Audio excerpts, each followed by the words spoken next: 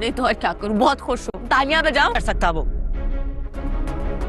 पास मत आना तुम मेरे। ये इंतहाई गलत फैसला किया है आपने, और आप भी देख लीजिएगा। आप तुम जैसा खुदगर्ज और मौका क्यों रो रही है इस तरह से? ताहिन भी साथ कर छोड़ देती है आयला। पछताएंगे। दूर रहो मुझसे। थोप दिए गए हो तुम मुझ पे, लेकिन तुम तो उससे भी बदतर निकली। नाज़ इंसान जो मेरी किस्मत में शामिल हो गया। मिला था निकाह करने के लिए। तुम्हें इस्तेशाम ही मिला था निकाह करने के लिए। हमारी दोस्ती का ही लिहाज कर लेती तुम्हें पूरी दुनिया छोड़कर ओहन में सारी दुनिया छोड़कर। अगले एपिसोड में आप देखने वाले हैं कि आयला और ओन की शादी हो जाएगी, लेकिन आयला इस रिश्ते से राज़ी नहीं होगी। वो बहुत ज़्यादा नाखुश होगी और वो यही सोचेगी कि उसकी बारात वाले दिन उसका दूल्हा नहीं आया।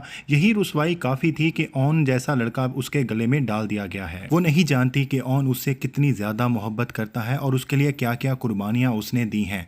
आयला शादी के बाद बहुत ज़्यादा रोएगी और शादी वाली रात ही उसका ओन के साथ रवैया बहुत ही ज़्यादा बदतमीज़ाना होगा। वो ओन को अच्छी खासी बातें सुनाने वाली है और उसे यही कहने वाली है कि वो उससे दूर ही रहे तो बेहतर है, क्योंकि आयला की नज़र में ओन और उसकी पूरी फैमिली ने उनकी मजबूरी का फ़ायदा उठाया है। ओन यहाँ पर आयला को ये सफाइयाँ देने की कोशिश करेगा कि जो भी उसकी माँ राहत ने किया है उसकी मर्ज़ी इसमें शामिल नहीं थी। ठीक है, वो आयला को पसंद करता था, लेकिन जो कुछ भी हुआ है इसमें उसका कोई कसूर नहीं है। लेकिन आयला इस हद तक गुस्से में होगी और इतनी डिसार्ट होगी कि वो ओन की कोई भी बात सुनने और मानने के लिए तैयार नहीं होगी। दूसरी तरफ शम्सा भी साकिब को बहुत ज़्यादा बातें सुना रही होगी कि उसने बहुत बड़ा गलत फैसला किया है और उन्हीं के टुकड़ों पर पड़ने वाले शख्स को उन्होंने दामाद बना दिया है। हालांकि साकिब ओन की तारीफ ही करेगा और यही कहेगा कि जो फैसला उसने अल्लाह पे भरोसा करते हुए किया है वो बिल्कुल ठीक ही होगा। दूसरी तरफ रिमला को पता चलने वाला है कि ओन का निकाह हो गया है, तो उसे अपनी चोट ही भूल जाएगी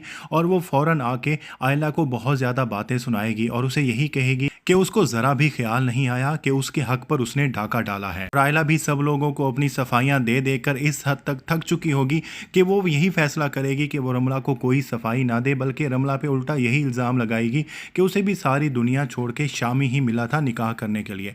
इस तरह से इन दोनों की दोस्ती तो तकरीबन ख़त्म ही समझे।